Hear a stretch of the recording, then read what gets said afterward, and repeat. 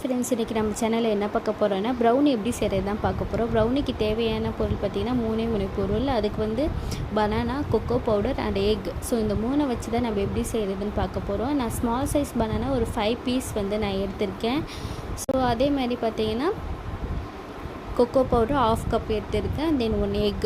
So இது நல்லா இந்த பனானாவை மேஷ் பண்ணிட்டுக்கப்புறம் 1 எக்கை வந்து நல்லா ஆட் பண்ணி பீட் பண்ணிடுங்க. ஸோ பீட் பண்ணதுக்கப்புறம் இந்த மாதிரி கொக்கோ பவுடரையும் ஆட் பண்ணிடுங்க. நல்லா மிக்ஸ் பண்ணி எடுத்து வச்சுக்கோங்க. இந்த ரெக்டாங்கிள் ஷேப்பில் இருக்க இந்த பாத்திரத்தை கீ ஆட் பட்டன். ஸோ இதில் ஏதாவது ஒன்று ஆட் பண்ணிவிட்டு நெக்ஸ்ட்டு நம்ம இதை ரெடி பண்ணி வச்சுருக்க பாருங்கள். ஸோ இதையும் நம்ம சேர்க்கணும். சேர்த்ததுக்கப்புறம் பார்த்திங்கன்னா நம்மக்கிட்ட சாக்லேட் இருந்துச்சுன்னா அது மேலே வந்து நல்லா ஸ்ப்ரெட் பண்ணி வச்சுருங்க. ஸ்ப்ரெட் பண்ணதுக்கப்புறம் நம்ம ஒரு கடாய் எடுத்துக்கணும். அந்த கடாயில் பார்த்திங்கன்னா சால்ட்டை ஆட் பண்ணிக்கோங்க. சால்ட்டை ஆட் பண்ணதுக்கப்புறம் ஸோ இப்போ நான் ஒரு பாத்திரம் வைக்கிற பாருங்கள், சர்க்கிள் ஷேப். இந்த பாத்திரத்தை வச்சு நம்ம க்ளோஸ் பண்ணி ஒரு 5 மினிட்ஸ்க்கு நல்லா ஹீட் பண்ணிடுங்க. லோ ஃப்ளேமில் ஹீட் பண்ணதுக்கப்புறம் நம்ம ரெடியாக வச்சுக்க பாருங்கள். இதை வச்சுட்டு ஒரு 30 to 40 மினிட்ஸ்க்கு லோ டு ஹை ஃப்ளேமில் இந்த மாதிரி சேஞ்ச் பண்ணி நம்ம பார்த்திங்கன்னா ரெடியாகிடும்.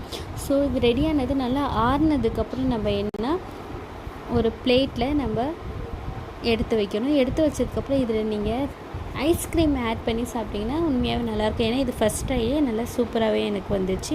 இந்த வீடியோ உங்களுக்கு பிடிச்சா நம்ம சேனலை சப்ஸ்கிரைப் பண்ணுங்கள். Thank you friends.